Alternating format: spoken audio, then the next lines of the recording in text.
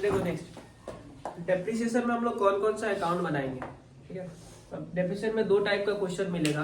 पहला में रहेगा एसेट्स का अकाउंट बनाना है और डेप्रिसिएशन का अकाउंट बनाना है, ठीक है। और दूसरे टाइप में होगा assets, provision for depreciation and depreciation, तीनों होगा। वो टाइम टू टाइम हम बताएंगे। और इसमें सबसे इंपॉर्टेंट तो जानना है कि एसेट्स के अकाउंट को कैसे बनाएं। जैसे कि कोई भी हम एसेट्स परचेज करेंगे, उसके बदले एक लेजर बनाएंगे। एसेट्स का नाम अगर प्लांट होगा तो हेडिंग में क्या लिखेंगे, प्लांट अकाउंट। मशीनरी होगा तो क्या लिखेंगे, मशीनरी अकाउंट। बट यहाँ पे एंट्रीज किधर होता है, देखो उससे पहले तुमको ये जानना पड़ेगा एसेट्स डेबिट होता है या क्रेडिट। एसेट्स डेबिट होता है ना, और इंक्रीज होगा तो किस साइड में लिखेंगे, डेबिट, और डिक्रीज होगा तो किस साइड लिखेंगे, क्रेडिट, ठीक है। अच्छा, एसेट्स में सबसे पहले क्या होता है, किसी भी एसेट्स को हम लोग परचेज करते हैं, ठीक है। तो एसेट्स को अगर परचेज करेंगे तो इंक्रीज होगा तो डेबिट साइड लिखेंगे। परचेज करने का तरीका बहुत सारा है, कैश में परचेज कर सकते हैं या फिर क्रेडिट में। अब कैश में भी दो ऑप्शन है, या तो इन कैश या फिर चेक वगैरह से, ठीक है। अगर परचेज करेंगे तो 2 करके एंट्री होगा। कैश में परचेज करेंगे तो क्या आएगा, 2 कैश। चेक में परचेज करेंगे तो क्या आएगा, 2 बैंक। और अगर क्रेडिट में खरीदते, उधारी में खरीदेंगे तो उसके बदले क्या आएगा, 2 करके उसका नाम, ठीक है। जिससे परचेज करेंगे उसका नाम, क्लियर। ओके, तो मान लेते हैं हम चेक में खरीदे तो हम क्या लिखते हैं, 2 बैंक, ठीक है। ये क्या हो गया, परचेज। उसके बाद हम लोग एसेट्स खरीदने के साथ ही साथ उसके ऊपर बहुत सारा एक्सपेंस भी करते हैं।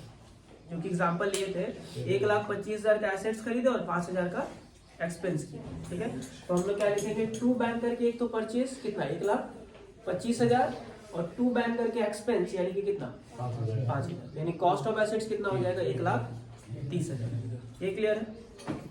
एसेट्स को खरीदने के बाद क्या होता है, साल के एंड में उसका डेप्रिसिएशन होता है ना। तो डेप्रिसिएशन होगा तो एसेट्स का वैल्यू बढ़ेगा या घटेगा, घटेगा ना। डेप्रिसिएशन से क्या होता है, एसेट्स का वैल्यू घट जाता है। तो घटेगा तो किस साइड दिखाएंगे हम लोग, बाई डेप्रिसिएशन, ठीक है। लेकिन याद रखना, डेप्रिसिएशन कब दिखाएंगे हम लोग, साल के, ठीक है। यहाँ पर डेट भी कौन सा होगा, साल के अंत का। और जब एसेट्स को खरीदेंगे तब डेट कौन सा होगा, जिस डेट को एसेट्स खरीदे हैं उस डेट को।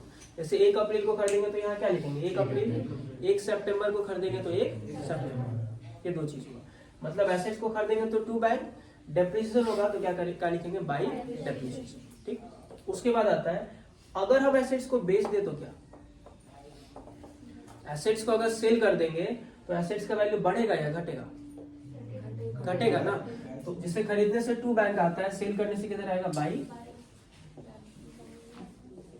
ठीक है। क्लियर, क्या बोले, सेल करेंगे तो क्या आएगा, बाई बैंक। और जिस एसेट्स को सेल किया, जिस एसेट्स को सेल किया अगर उसका डेप्रिसिएशन है तो वो 2 आएगा या बाई। डेप्रिसिएशन ऑलवेज क्या आता है, जिस एसेट्स को बेचे अगर उसका डेप्रिसिएशन है तो क्या लिखेंगे, बाई डेप्रिसिएशन, ठीक है। लेकिन बहुत बार होता है एसेट्स को बेच करके प्रॉफिट या लॉस होता है। फॉर एग्जांपल 6,000 के एसेट्स को हम बेच दिए मान लो 8,000, तो क्या हो, प्रॉफिट या लॉस, प्रॉफिट हो गया ना। अच्छा, अब बताओ अगर प्रॉफिट होगा तो एसेट्स का वैल्यू बढ़ेगा या घटेगा, बढ़ता है ना प्रॉफिट होने से। तो अगर एसेट्स को बेच करके प्रॉफिट होगा तो 2 साइड लिखेंगे। 2 साइड में क्या लिखेंगे, 2 प्रॉफिट एंड लॉस, ठीक है। यही प्रॉफिट एंड लॉस अकाउंट में बाई करके जाते हैं, ठीक है। एसेट्स का वैल्यू अगर प्रॉफिट होता है सेल करके तो क्या आएगा, 2 प्रॉफिट एंड लॉस। लेकिन अगर लॉस होगा तो फिर बाई प्रॉफिट एंड लॉस। अगर लॉस होगा तो, लेकिन दोनों में से सिर्फ और सिर्फ क्या होगा, दोनों होगा कि एक होगा, आइदर प्रॉफिट होगा या फिर लॉस। पूरा फिर से समझ लो, एसेट्स को अगर खरीदेंगे तो क्या लिखेंगे, 2 बैंक। कैश में खरीदे तो 2 बैंक, कैश में खरीदेंगे तो 2 कैश। चेक में खरीदेंगे तो 2 बैंक। उधारी में खरीदेंगे तो 2 करके उसका नाम, ठीक है। डेप्रिसिएशन कब देंगे, साल के, तो क्या लिखेंगे वहां पे, बाई डेप्रिसिएशन, ठीक है। उसके बाद ये सब क्वेश्चन में नहीं मिलेगा। अगर बोला गया एसेट्स को बेच दिए तो बेचने से क्या आएगा, 2 बैंक, और बाई बैंक। और जिस एसेट्स को बेचे, एसेट्स को सेल करेंगे तो क्या आएगा, बाई बैंक। और जिस एसेट्स को बेचे उसके, जिस एसेट्स को बेचे उसका डेप्रिसिएशन किधर आएगा, बाई डेप्रिसिएशन। अब एसेट्स को बेच करके होगा या तो प्रॉफिट या फिर लॉस, प्रॉफिट होगा तो बढ़ेगा, यानी कि क्या लिखेंगे, टू प्रॉफिट एंड लॉस। अगर लॉस होता है तो घटेगा, यानी कि क्या लिखेंगे, बाय प्रॉफिट एंड लॉस।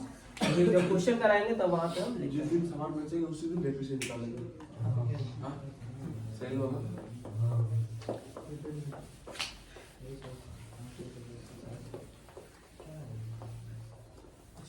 एक और लॉजिक, जैसे मान लो एक एसेट्स का वैल्यू है 1 अप्रैल को 10,000 वैल्यू है, ठीक है। एक एसेट्स का वैल्यू है 1 अप्रैल को कितना, 10,000। अब इस एसेट्स को मान लो हम 1 जुलाई को सेल कर दिए, ठीक है, ₹9,500 में। कितना में सेल कर दिए, सिंपल सा है, एसेट से 10,000 का हम इसको बेचे कब है, 1 जुलाई को बेचे हैं 9,500 में। अगर हम तुमसे पूछते हैं, अच्छा एक और चीज है, रेट ऑफ डेप्रिसिएशन बराबर 10% पर एनम। अब ध्यान से, एसेट्स का वैल्यू 1 अप्रैल को कितना, 10,000। हम 1 जुलाई को उसको बेचे कितना, 9,000। एसेट्स को बेच करके क्या लग रहा है, प्रॉफिट या लॉस, लग रहा है ना प्रॉफिट है। अगर सीधा सीधी देखें तो हमको यहाँ पे क्या हुआ, प्रॉफिट की लॉस। 10,000 के एसेट्स को 9,500 में बेचे, नॉर्मली देखिए क्या लग रहा है, लॉस लग रहा है ना, क्योंकि 10,000 का है, 9,500 कम में बेचे था तो लॉस हुआ। बट इस एसेट्स को देखो, इसका वैल्यू 10,000 था 1 अप्रैल को। हमको पहले ये जानना पड़ेगा कि जिस दिन को बेचे उसका वैल्यू कितना था, ठीक है, क्योंकि 1 अप्रैल को था 10,000, लेकिन जिस दिन को बेचे उस दिन का वैल्यू पहले निकालेंगे ना, तब ना करेंगे डेप्रिसिएशन। तो 1 जुलाई को इसका वैल्यू कितना होगा, एसेट्स का वैल्यू है 10,000, इससे डेप्रिसिएशन माइनस करेंगे, कब तक का, 1 जुलाई तक का। कितना मंथ आता है, अप्रैल मई जून, ओनली जून, अप्रैल मई जून, जुलाई काउंट नहीं हुआ, क्यों, क्योंकि जुलाई का, तो 10,000 का 10% कितना हुआ, 1,000। 3 महीना का निकालेंगे तो कितना, 10,000 का 10% के लिए 10/100, 3 मंथ के लिए 3/12, कितना आता है, 250। मतलब जिस दिन को बेचे उस एसेट्स का वैल्यू कितना था, 9,750। अब इस एसेट्स को कितने में बेचे, एक्चुअली में लॉस कितने का हुआ, 250 का लॉस, ठीक है। इसको थोड़ा याद रखना, अभी करेंगे हम लोग जो कंप्लीट क्वेश्चन करेंगे। मतलब एसेट्स में तब तक का डेप्रिसिएशन निकालेंगे जब तक उसको सेल हम लोग नहीं करते, ठीक है। या दूसरा एग्जांपल अगर समझोगे कि 10 साल पहले मान लो एक एसेट्स को खरीदे थे 10,000, ठीक है, आज तुम उसको बेच रहे हो सपोज करो 6,000 में, तो तुम्हारा प्रॉफिट हुआ या लॉस, लग रहा है ना लॉस हुआ। लेकिन 10 साल पहले खरीदे थे 10,000 में, आज का वैल्यू कितना होगा, आज का वैल्यू पहले निकालेंगे तब ना कंपेयर करेंगे, ठीक है। तो किसी भी एसेट्स को अगर सेल करेंगे तो उसका वैल्यू कब तक का निकालेंगे, जब तक उसको सेल हम लोग नहीं करते, ठीक है।